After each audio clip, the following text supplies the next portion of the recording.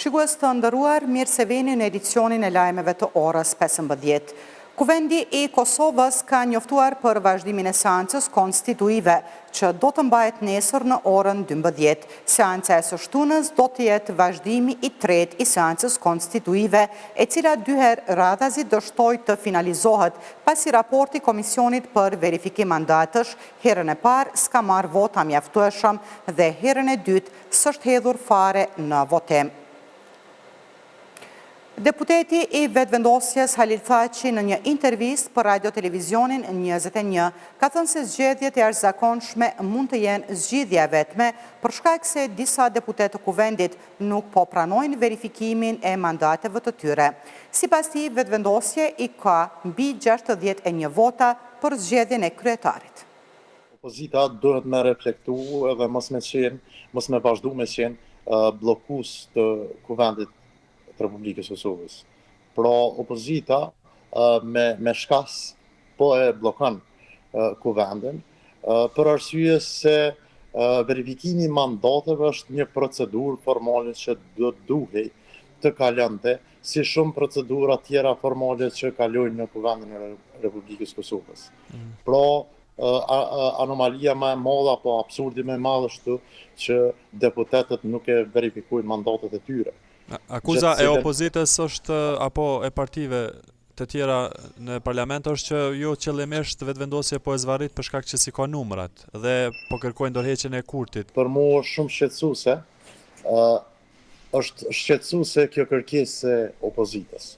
Marr parasysh duke e ditur edhe e pasur parasysh që momentumin që gjendet Republika e Kosovës. Rreziku që na ka noset nga terroristët e Kopaonikut, të cilët që nga 24 marsi i shtatorit vitit 2024, ata vazhdimisht janë në Kopaonik dhe vakumi institucional nuk i përshtatet askuj më shumë se terroristëve të Kopaonikut. Pra, kjo për mua personalisht është shumë shqetësuese.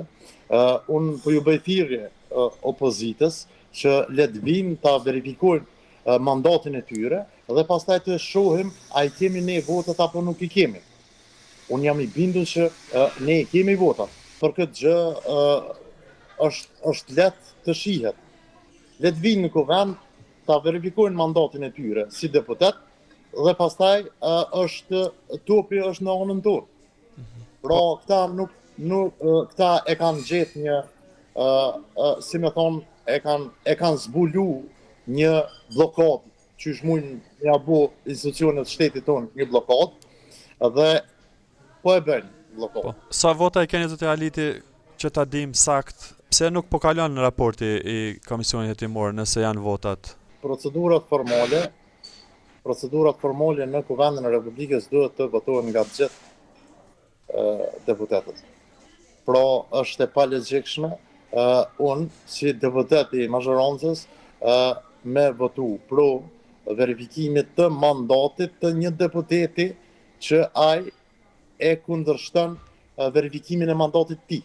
Kjo i bën që unë si deputet i mazhorancës me votu për një deputet i cili personalisht për vete nuk e verifikon mandatin e tij. Unë përsëri po e them, le të vinë në kuvend t'i votojmë verifikimin e mandateve, ta zhbllokojmë kuvendin dhe pastaj topi është në anën tonë dhe le të shihet a i kemi ne 61 apo 63 deputet për ta votuar kryeparlamentarin edhe qeverinë. Sipas teje, sa numra i keni, sa deputet i keni? Unë mendoj që i kemi deputet e mjaftueshëm për ta kriju qeverinë. Do të thotë mbi 61? Sigurisht që po. A ka një marrëveshje me nismen, sepse Haxhi Avdyli tha që janë marrë vesh, ndonë se jo në letër, por kështu ka një marrëveshje me nismen e Fatmir Limajt. Në fakt, na si lëvizje vetëvendose, ja kem delegu përgjegjësitë kryesisë së lëvizjes vetëvendose për të marrë si këshilli i përgjithshëm kemi votuar për ta deleguar përgjegjësinë tek kryesia e lëvizjes për të marrë me çështjen e koalicioneve.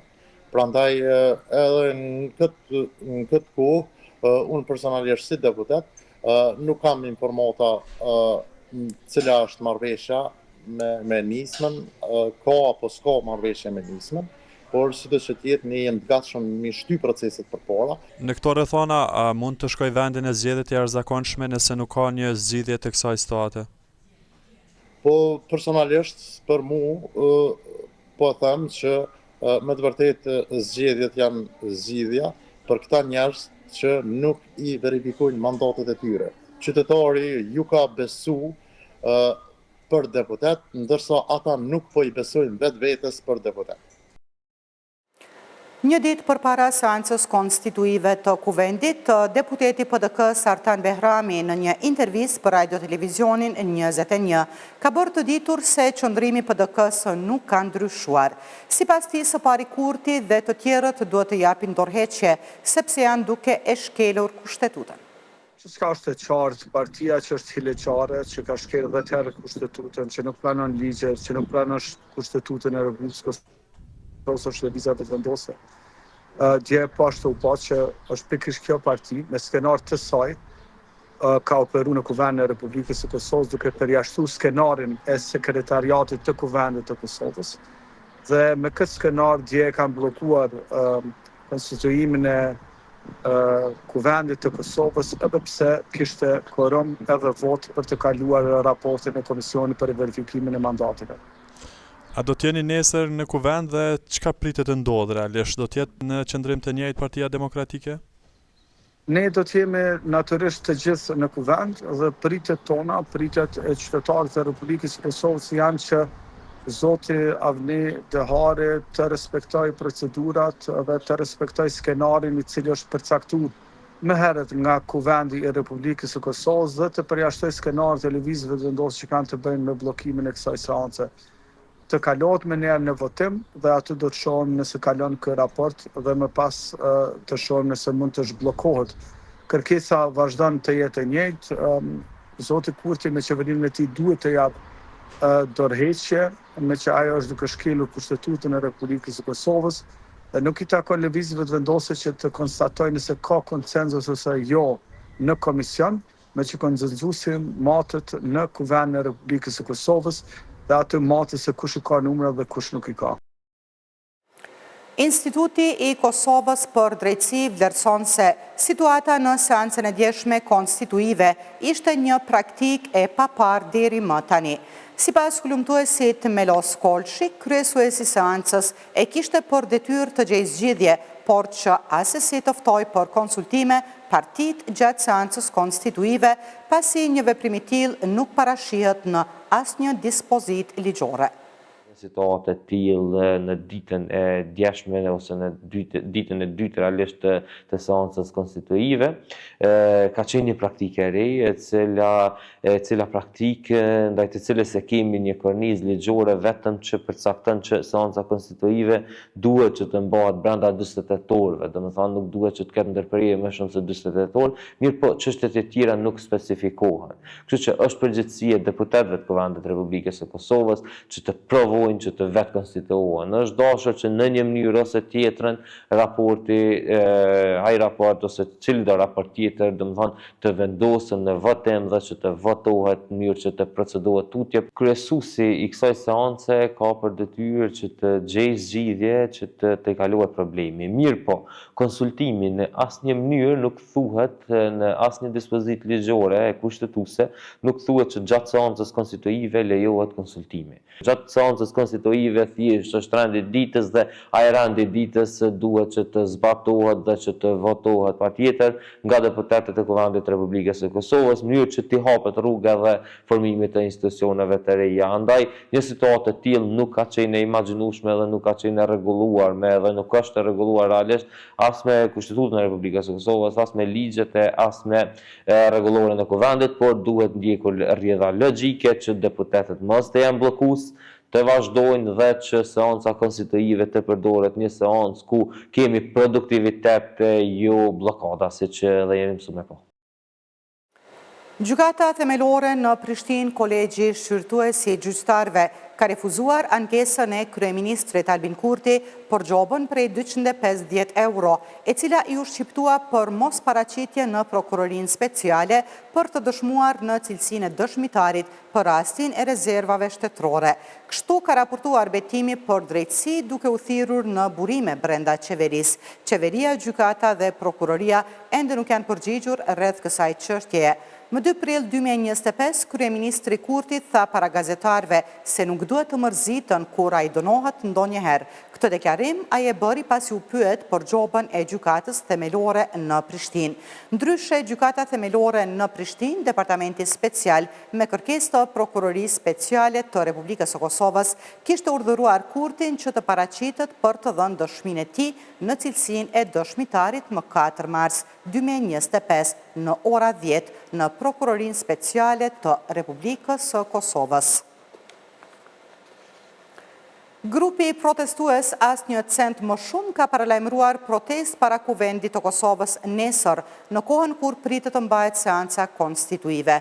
Ata u kanë bërë thirrje qytetarëve të bashkohen kundër rritjes së tarifës së energjisë elektrike. Protestuesit kërkojnë që sapo të formohet kuvendi, ZRE të thirrët në raportim në Komisionin për Energji. Nëse nuk tërhiqet vendimi për shtrenjtimin e rrymës, paralajmërojnë për shkallëzim të protestës. ZRE ka miratuar rritjen e tarifës me 16.1% për periudhën 1 maj 2025, 31 mars 2026. Ne do të vazhdojmë të jemi edhe më të tjetëzëshëm deri në momentet e fundit kur bashkë me qytetarët do ta fitojmë këtë proces. Ashtu siç e kemi paralajmëruar, nesër do të jetë protesta e radhës, e cila do të fillojë nga ora 12.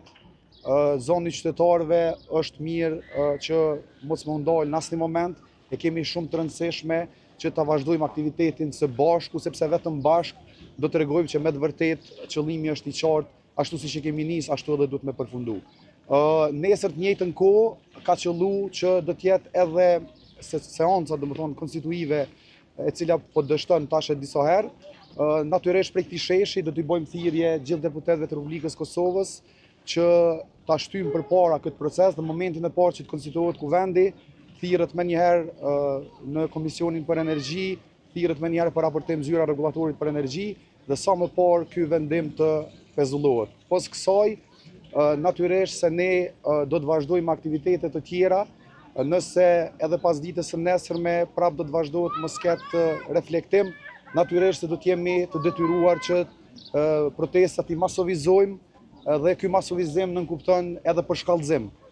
Nuk jemi të lumtur që t'japim kësaj lloj mesazhesh, as ne nuk jemi në frymën e asaj që të përshkallëzohet situata, por nëse do të ketë nevojë, siç kemi thënë edhe në fillim, ne do të bllokojmë edhe rrugë, do të bllokojmë edhe institucionet në mënyrë që zoni të dëgjohet edhe më tutje. Përndryshe, ne sot ishim dëshmitar qysh nga mëngjesi që kanë filluar paralajmërimet e para për shtrejtimin edhe të miellit, pra shumë media raportuan që tash edhe mielli është një prej produkteve tjera që do të shtrejtohet. Disa ditë më herët vetë se kemi marrë lajmet që buka pritet të kalojë në çmimin prej 80 cent, po ashtu edhe një zinxhiri tjetër i produkteve të tjera, vetë se kanë filluar bizneset paralajmërimin për rritje, andaj besoj që qytetarët më shumë se kurrë e kanë të rëndësishme që t'i përgjigjen thirrjes për protestë nesër prej orës 12. Komuna e Prishtinës dhe kompania për menaxhimin e mbeturinave pastrimi nuk po arrin të gjejnë gjuhë të përbashkët për çështjen e faturave. Ende nuk është e qartë nëse pagesat duhet të bëhen ndaj komunës apo ndaj kompanisë pastrimi, gjë që ka shkaktuar paqartësi dhe dilema në mesin e qytetarëve.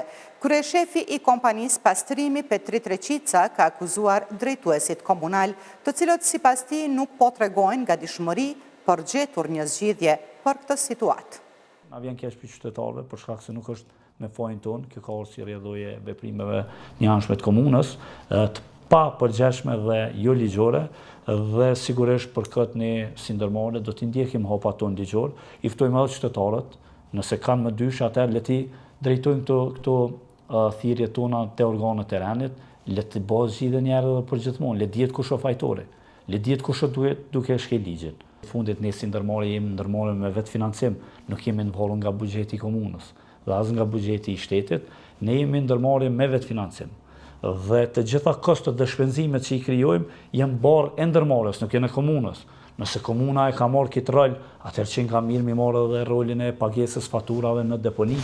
Vetë komuna është e çuditshme që bën thirrje në vazhdimsi në kuvendin komunal mos me u mbështet me subvencionime ndërmarrja jonë, pikërisht për këto borxhe që si pasojë e këtyre veprimeve të kundërligjshme po i psojmë ne si ndërmarrje. Kjo gatishmëria jona do na mbështetje nga ana e komunës, nuk mjafton veç na me dhomë. Momentalisht ndërmarrja pastrimi është e vetmja që po jep.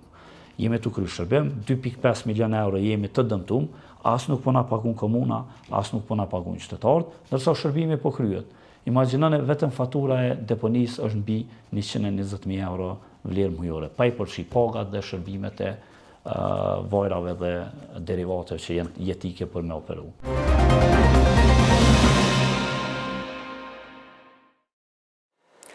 Presidentja Vjosa Osmani ka bërë homazhe në kompleksin e varrezave të dëshmorëve në Velani në ditën e dëshmorëve të Prishtinës.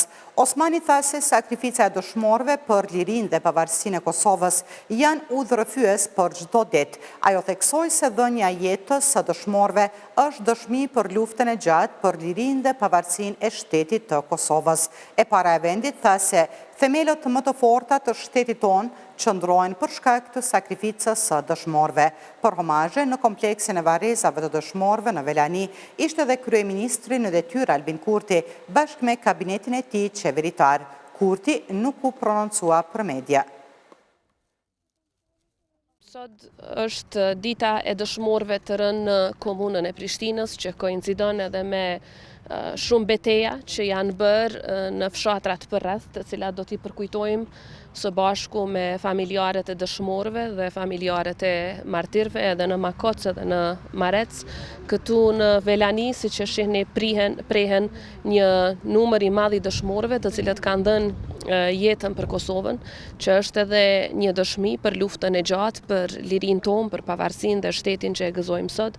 Prandaj i përkujtojmë të gjithë me respektin më të thellë dhe çdo ditë udhërrëfyes e kemi pikërisht sakrificën që dhanë këta dëshmor në tokën e Kosovës, e cila është e larë me gjak, duke mos harruar asnjëherë të forta të shtetit tonë, që ndrojnë edhe sot pikërisht për shkak të kësaj sakrifice.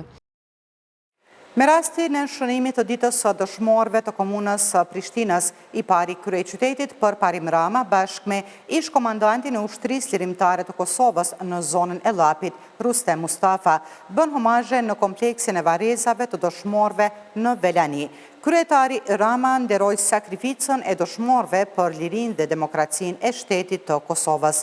Ai tha se 18 prilli është dita kur nderohen dëshmorët e Prishtinës, për çka potencoi se të rënët për lirinë e Kosovës do t'i kemi në zemrat tona. Të nderuar shikues, informacionet më të reja e gjeni në portalin tonë rtv21.tv. Mirupafshim.